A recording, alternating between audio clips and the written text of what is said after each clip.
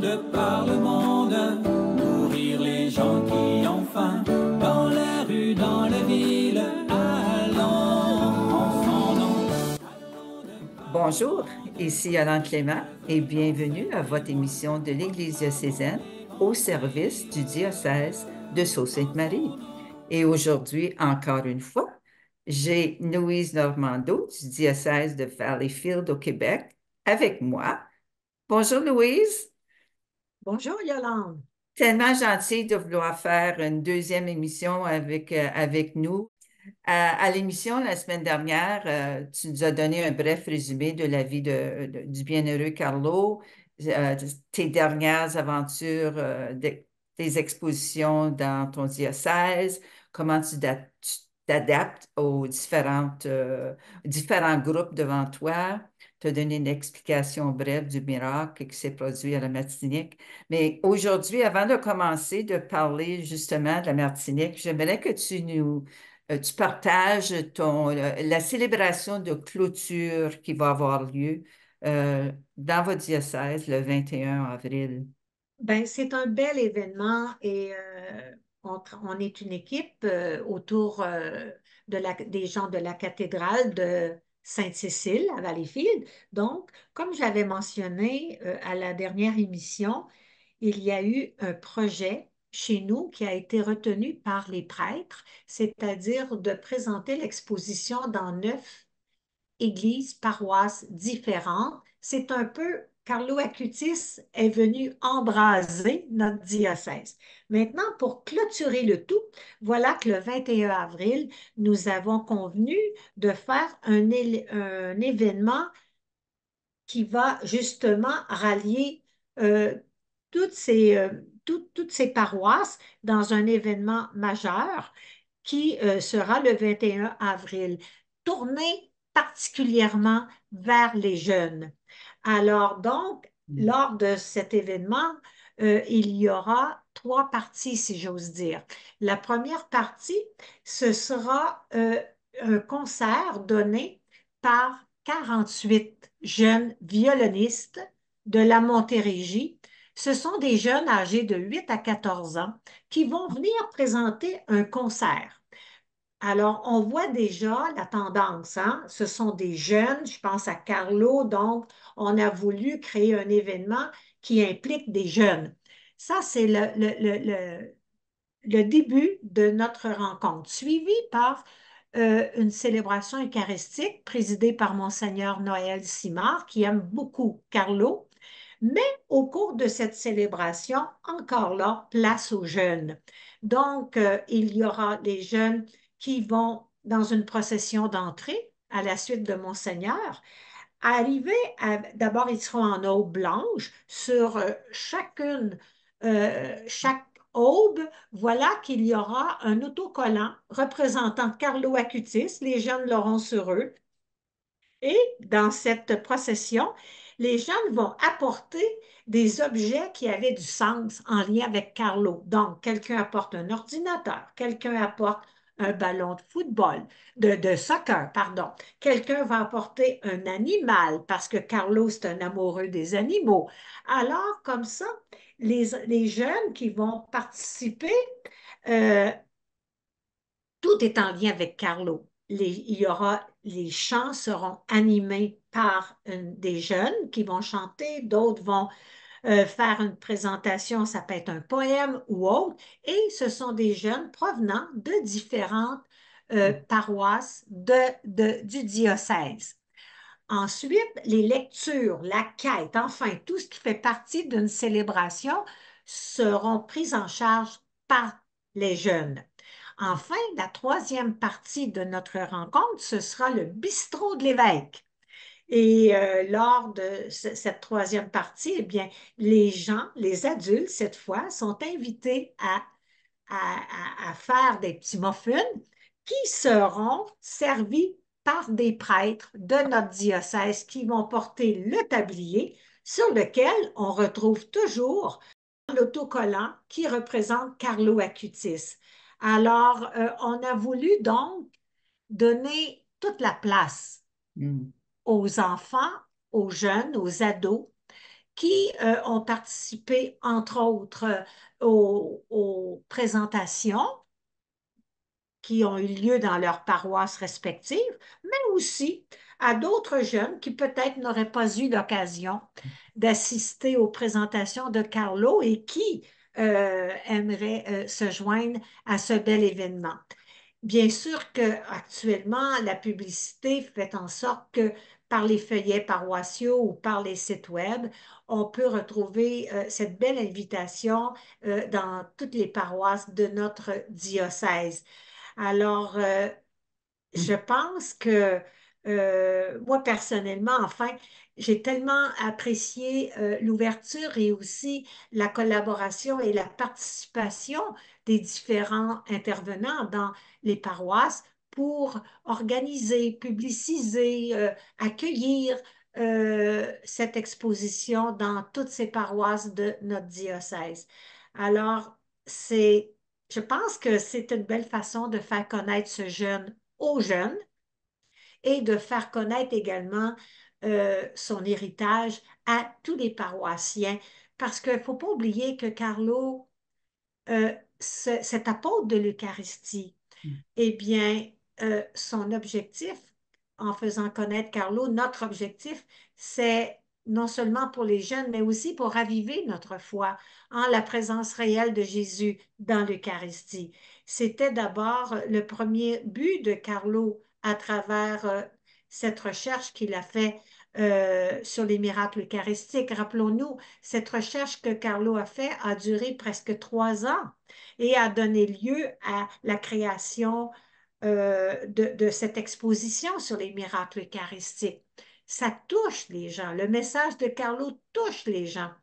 Alors, bien, pour pouvoir le transmettre, bien, il faut que ça passe par nos paroisses, il faut que ça passe par nos groupes de jeunes inscrits dans des parcours sacramentels, il faut que ça passe par des rencontres. Et pour ça, ben, c'est pas le travail d'une personne, c'est le travail de communauté, d'équipe pour mettre en place ces expositions et ces présentations. C'est tout un travail d'évangélisation, hein, Oui, puis c'est qui implique intéressant beaucoup de de, monde.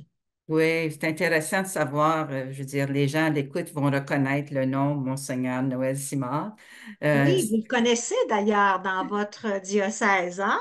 Oui, exactement. Alors, je suis certaine que tu donnes des idées aux gens qui sont à l'écoute et même pour faire quelque chose peut-être de semblable dans leur paroisse. Mais qui a eu cette idée géniale de Ben, faire cette cérémonie de clôture, implication des jeunes? C'est ce qu'on veut partout dans le monde. oui, oui, vous avez raison. Puis, vous savez, Yolande, là, chez vous, dans la province, chez vous, alors de plus en plus de demandes arrivent dans différents diocèses. Là, prochainement, je vais me rendre à Kingston, bon, et dans d'autres régions. Alors, il n'en tient qu'à nous, lorsque l'exposition arrive en un endroit, eh bien, de communiquer avec les paroisses voisines et de dire, hey, est-ce que ça vous tente? Surtout chez vous, vous avez la possibilité de présenter Carlo dans vos écoles, ce que nous n'avons pas chez nous. Alors, ben, pourquoi ne pas, à ce moment-là, en faire un événement qui réunit plusieurs paroisses et on peut clôturer par, bon, par un événement qui rejoint plus votre communauté, par exemple, quel qu'il soit. Alors, tu me dis que si on vole ton idée, Ah, euh, c'est pas... Non, c'est tant mieux. acceptable. Tant mieux si elle peut susciter de l'intérêt ailleurs. Hein? Tant Ouais. mieux si elle peut susciter de l'intérêt ailleurs.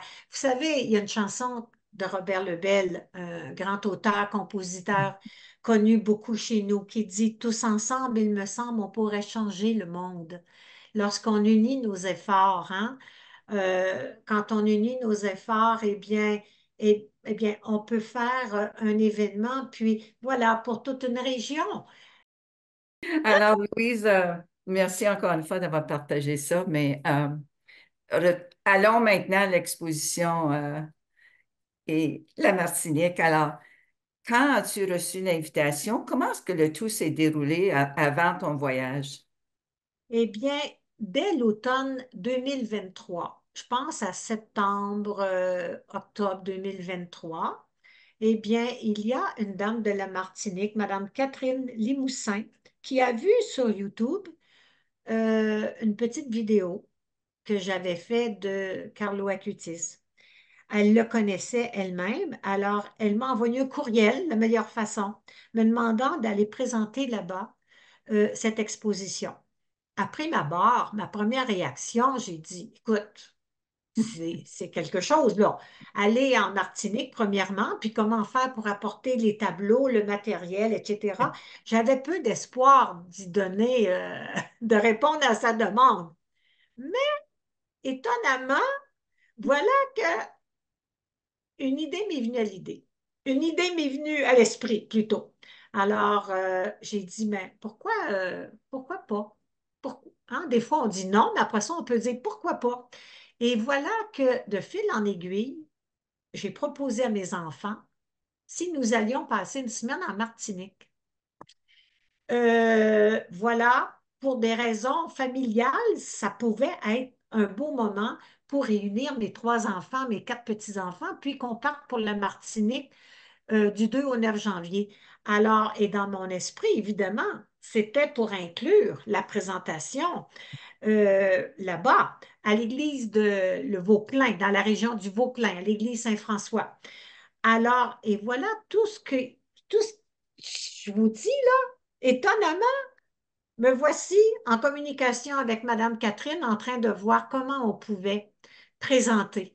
Et je vais arriver à la conclusion. Voilà que à la fin, Madame Catherine a proposé que produirait environ une trentaine de tableaux de miracles eucharistiques. Ils auraient un local d'aménager afin que celui-ci devienne sur le thème de l'adoration eucharistique, alors qu'eux-mêmes ouvrent ce local adjacent à leur église. Alors, ceci étant produit là-bas, localement, le reste, moi, c'était facile. Alors, j'ai tout mis sur clé USB, les vidéos, enfin, tout ce que j'utilise pour présenter l'exposition. Tout était là et j'en ai fait double clé. Une pour leur laisser à eux et une autre qui est ma clé à moi sur laquelle tout le matériel est enregistré. Ensuite, du fait de partir avec les enfants, Mm. alors on part, il fait chaud, c'est la mer, alors j'ai demandé à chaque enfant de garder un espace dans leur valise pour apporter beaucoup de matériel là-bas.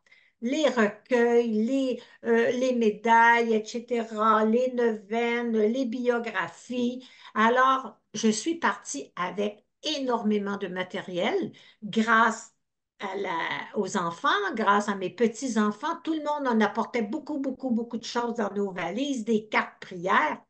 Alors, donc, on est arrivé là-bas. Et puis, je vais vous dire, Madame Yolande, là, vraiment, je n'en reviens pas. L'église, je vous enverrai quelques photos, était remplie à pleine capacité. Les gens sont arrivés même jusqu'à 1 heure avant la présentation leur annoncée. Il y avait tellement, mais tellement de gens. Il y avait évidemment les prêtres de l'endroit, l'évêque de l'endroit qui était présent et les gens en redemandaient, posaient des questions évidemment. On a parlé du miracle eucharistique qui s'était produit en Martinique à Morne-Rouge en 1902.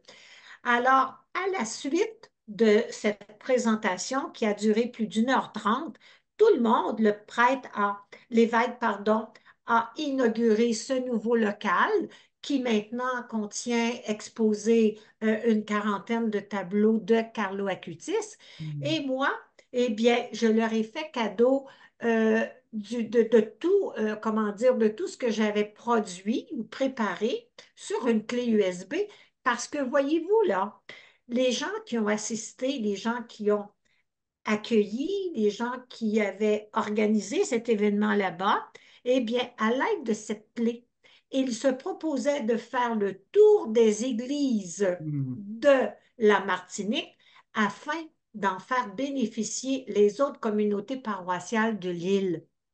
Madame Catherine me disait, Madame Limousin me disait qu'il se proposait même pour la Guadeloupe, qui est 45 minutes de la Martinique, de transmettre, parce qu'il y a des gens qui connaissaient aussi à la Guadeloupe, pour transmettre le matériel afin qu'à leur tour, s'ils désirent le présenter à leur communauté paroissiale, ils puissent avoir toutes les vidéos que j'avais sur clé. Et moi, je suis arrivée aussi avec le recueil et je leur ai autorisé à les reproduire.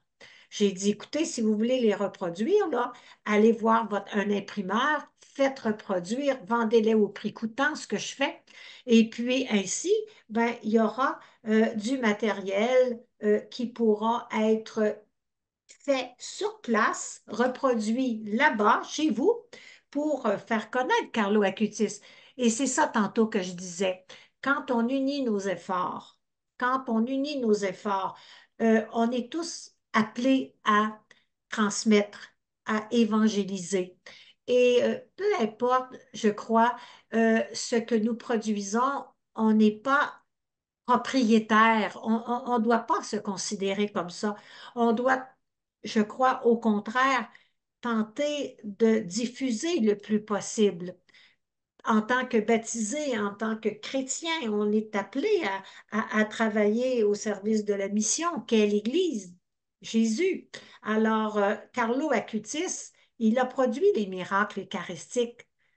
C'était pas une mission qu'il a gardée pour lui comme une réalisation personnelle. Oui, au départ, mais avec un but de faire connaître et faire profiter tous les gens parce que la mission, elle est plus grande que notre intérêt personnel. Elle est là pour favoriser que Jésus soit connu, aimé, adoré, bon, que ce soit dans l'Eucharistie. En tout cas, moi, c'est ma vision de ce qui est fait. Puis, je peux même vous dire, Madame Yolande, que la semaine passée, j'ai reçu un appel de la Belgique en lien avec Carlo Acutis. Et je vais vous dire que ça a été ma première réaction. Je prévois être en France cet été, au mois d'août, entre autres, et j'ai dit à cette personne, écoutez, moi, pendant que je vais être en août, en France, je peux traverser là, par aller passer quelques jours en Belgique et dans mon esprit, je pensais un peu à l'expérience de la Martinique.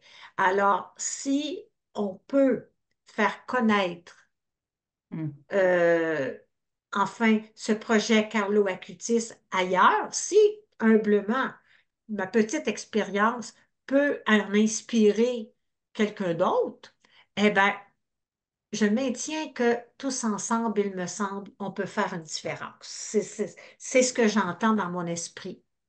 Je crois que tu inspires beaucoup de gens, Louise, beaucoup plus que tu penses, mais je m'imagine quand tu étais en Martinique que tu as dû avoir des enfants ou des petits-enfants de gens, de leurs grands-parents ont vécu. Ça, Effectivement, il y a eu, écoute, la jeune génération avait oublié, hein, ça s'est produit en 1902, Hmm. mais on va dire entre guillemets, les anciens de l'île se Hmm. rappelaient les témoignages qu'ils avaient entendus à l'époque. Évidemment, quand on pense à la ville Saint-Pierre, 35 000 personnes qui sont décédées en quelques heures, on peut imaginer quelle, oh mon Dieu, catastrophe, quelle souffrance. Euh, Toutes ces personnes aussi endeuillées qui ont perdu des êtres chers. Alors, évidemment, la génération des plus âgés se rappelait. Et c'est cet événement marquant qui s'était produit sur leur île. Et durant cette journée, quand moi je l'ai parlé, il y avait des jeunes qui ne le savaient pas, eux. Peut-être des jeunes qui sont arrivés de l'extérieur. C'était peut-être pas des gens qui étaient nés sur l'île, mais il y avait encore beaucoup de personnes qui ignoraient. ce miracle eucharistique qui s'était produit à l'époque. Est-ce que tu continues à avoir des communications avec les Oui, gens? oui, absolument, absolument, parce que l'accueil a été absolument exceptionnel. Les gens, après la présentation de l'après-midi et l'inauguration du local et la bénédiction par l'évêque, il y a eu un grand buffet pour toutes les personnes présentes et puis il y avait vraiment fête. Les gens très accueillants, très généreux m'ont remis bon, beaucoup de choses typiquement martiniquaise, les vêtements. D'ailleurs, j'ai même présenté l'exposition avec le costume traditionnel de la Martinique.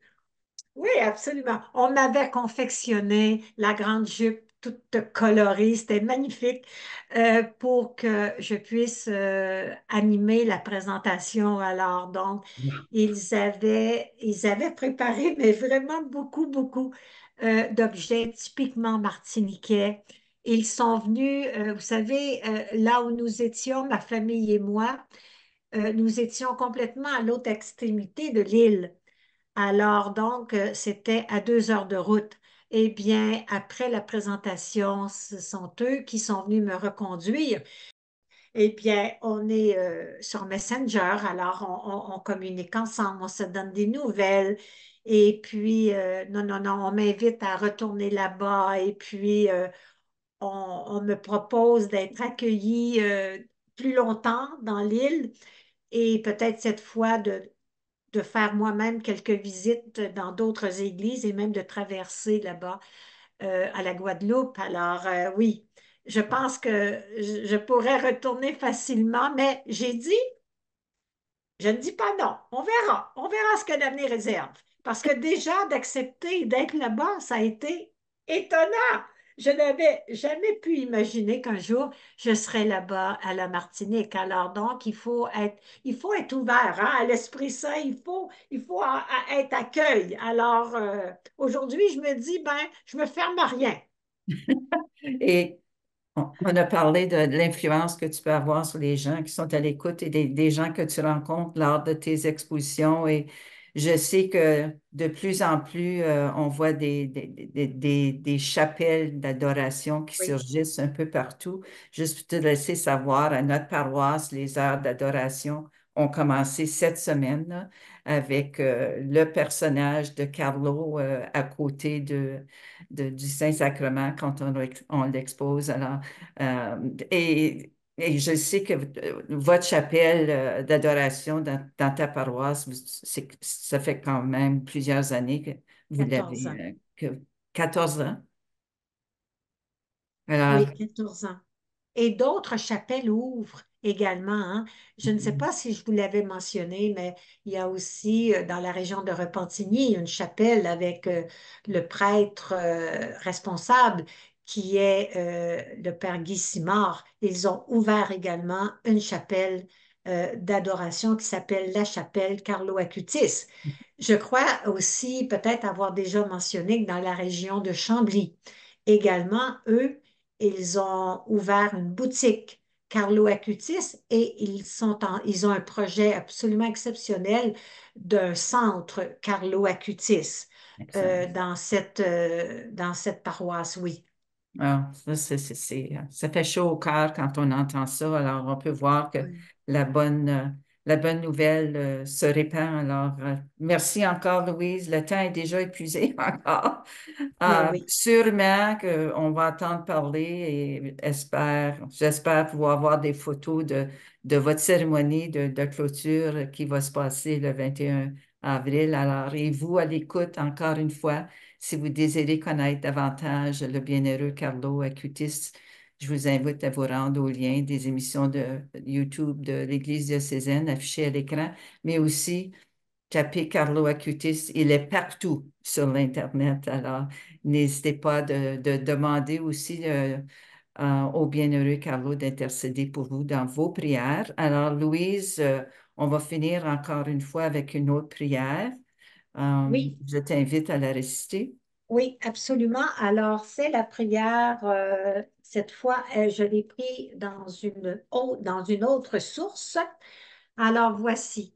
Pour toi, Carlo, tu as vécu comme un rayon de soleil. Tu as éclairé notre histoire. Fidèle à la prière, à l'Eucharistie, toujours prêt à aider ceux qui en ont besoin, généreux à mettre à disposition tes propres capacités.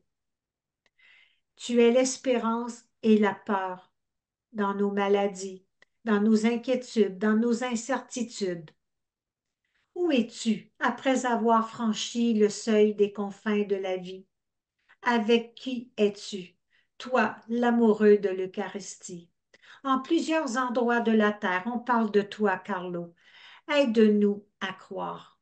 Accompagne-nous pour faire grandir dans notre cœur notre désir d'être au service de Jésus, de d'accepter notre mission et quand la futilité du temps nous mortifiera ou que les nuits se prolongeront à travers épreuves ou difficultés, intercède pour nous, Carlo.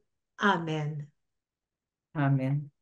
Merci, Louise. Alors, encore une fois, toujours intéressant de jaser, passer du temps avec toi et sûrement on va se revoir dans un avenir rapproché, j'espère.